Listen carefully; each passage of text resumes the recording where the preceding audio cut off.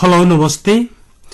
You are watching the best preparation or YouTube channel for learning English language. Please don't forget to subscribe this channel, share this video to your friends, like and comment. Now, let's see today's topic.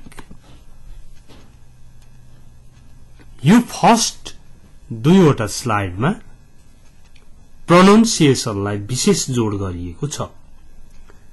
यो प्रोनाउन्सिएसनको नेपालीमा लेखेको छ यहाँ, तर यसको सही तवरले उच्चारण गर्नलाई चाहिँ अलिकति एक्स्ट्रा कुराहरू जान्नुपर्ने हुन्छ। जस्तै के बुझ्नु पर्यो भन्दा नि यताबाट दिएको छ भने शॉर्ट साउन्ड, यताबाट दिएको भए लङ साउन्ड। त्यस्तै यस्तो शॉर्ट यस्तो लङ कुरा बुझ्नुभयो। यो लङ रहेछ यहाँ हेर्नुस् त। यू वेयर, यू वेयर, यो दुईटा थोप्लाले पनि लङ बुझाउँछ। You were हुँदो रहेछ यसको। अनि यो ही पनि लङ रहेछ। He was होइन कि he was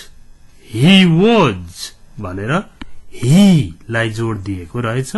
यसलाई पनि दिएको रहेछ जोड सी, लङ यो शॉर्ट। हेर्नु है, I was, you were, he was, she was, it was. Okay? Next page मा हेर्नु। अब यसमा यो या है, यो चाहिँ यस्तो या यस्तो या। I am, फेरि यू शॉर्ट यहाँ शॉर्ट छ हेर्नुहोस्। You are long, you are,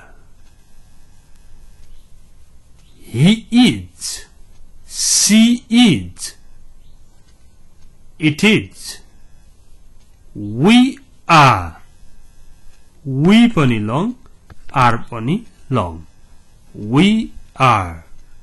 Okay? एकपल्ट हेर्नुहोस्।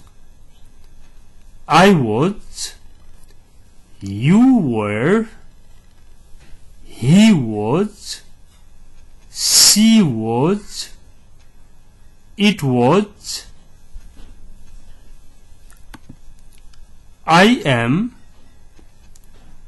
you are, he is, she is, it is, we are. Okay? We are. अब हेर्नुहोस्, म आज व्यस्त छैन। I am not busy today. I am not busy today. Okay? म हिजो व्यस्त थिइन। I was not busy yesterday. I was not busy yesterday. Okay? यो आज म व्यस्त छुइन, यो म हिजो व्यस्त थिइन हो। त्यस्तै अब यहाँनेरि now this morning हेर्नु है। Is Ram in class now? Ram अहिले क्लासमा छ। Was Ram in class this morning? आज बिहान राम क्लासमा थियो? Was Ram in class this morning? र Is Ram in class now? दुईटा राम अहिले क्लासमा छ भनेर सोध्दाखेरि यो भयो। राम आज बिहान क्लासमा थियो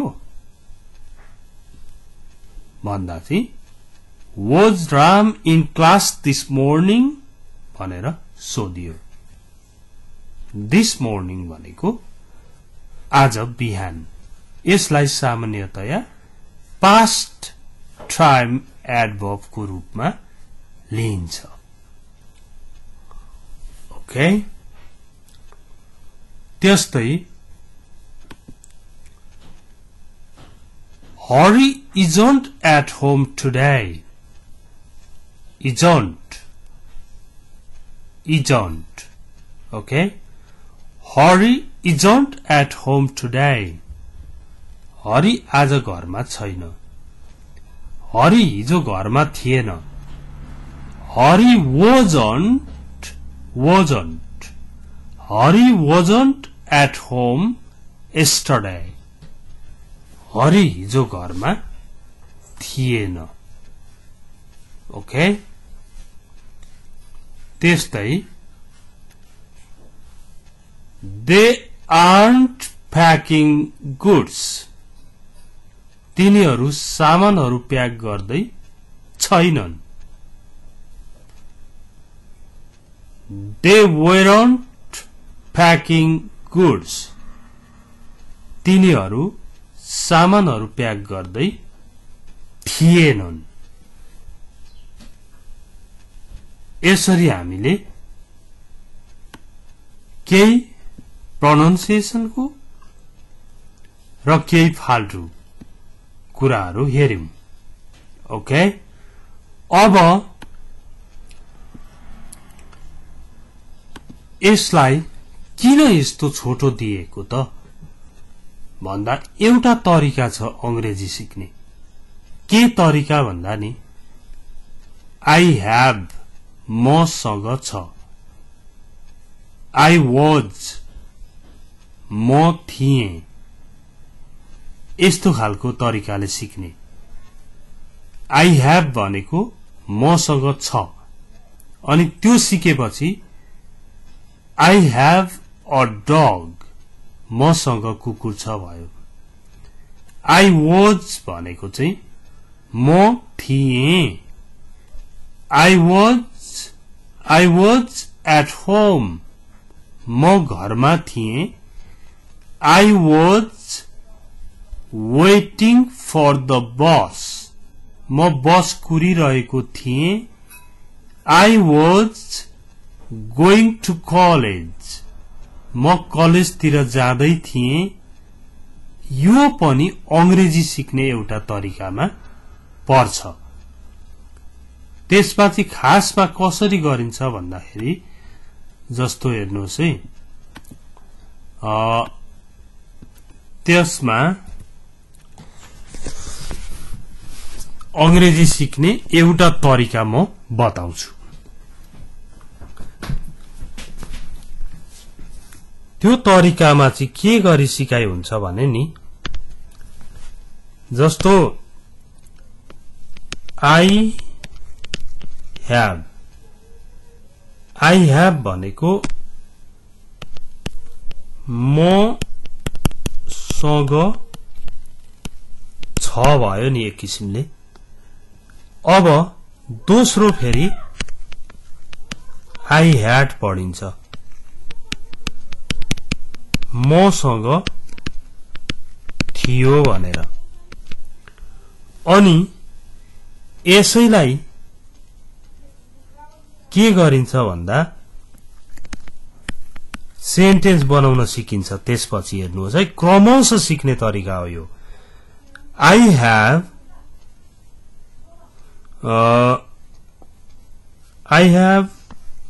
यहाँ हेर्नु है, 500 रुपीज नाउ जोडिन्छ। यसै गरी बसेर तपाईले पनि सिक्ने गर्नुहोस् के I have 500 rupees now. अहिले मसँग 500 रुपैयाँ छ अनि फेरि यसमा जानुहोस् I had 1000 rupees yesterday. I had भनेपछि त सँग थियो भयो I had 1000 rupees yesterday. हिजो मसँग 1000 रुपैयाँ थियो अब यसलाई कम्प्लिट गर्दिने त्यसपछि यहाँ हेर्नुहोस् I am म छु भयो नि I was म थिए भयो अब हेर्नुहोस् यसलाई पनि यसै गरी वाक्य बनाउनुहोस् सेन्टेन्समा प्रयोग गर्नुहोस् I'm going to college म कलेज जाँदै छु अथवा I'm in my room म मेरो कोठामा छु अथवा I am free now अहिले म फ्री छु हो यसरी यसको बनाउनुहोस् त्यसपछि I was भनेको म थिए I was busy yesterday म हिजो व्यस्त थिए I was preparing for the exam म एक्जाम को लागि तयारी गर्दै थिए यसरी I have र I had I am र I was सक्यो नि त्यसपछि फेरि अर्को सुरु गर्नुहोस् he has उसँग छ he had उसँग थियो अनि त्यसको पनि सेन्टेन्स बनाउनुहोस् यो एउटा अंग्रेजी सिक्ने तरिकामा पर्छ बसेर लेखिरहने पढिरहने जे लेख्नुहुन्छ त्यो मुखले पनि भन्दै जाने 2-2.5 घण्टा यसरी अभ्यास गरिरहने यो बानीले तपाई यति फ्यामिलियर हुनुहुन्छ इंग्लिशमा तपाईलाई अंग्रेजी चाहिँ एउटा आफ्नै जीवन पद्धति जस्तो लाग्न सुरु गर्छ ओके यो सर्ट भिडियोमा पनि केही हिन्ट्सहरु दिएको छ हेर्नुभयो बुझ्नुभयो होला र यो साथीलाई शेयर गर्न पनि नभुल्नु होला thanks for watching this short video see you tomorrow bye bye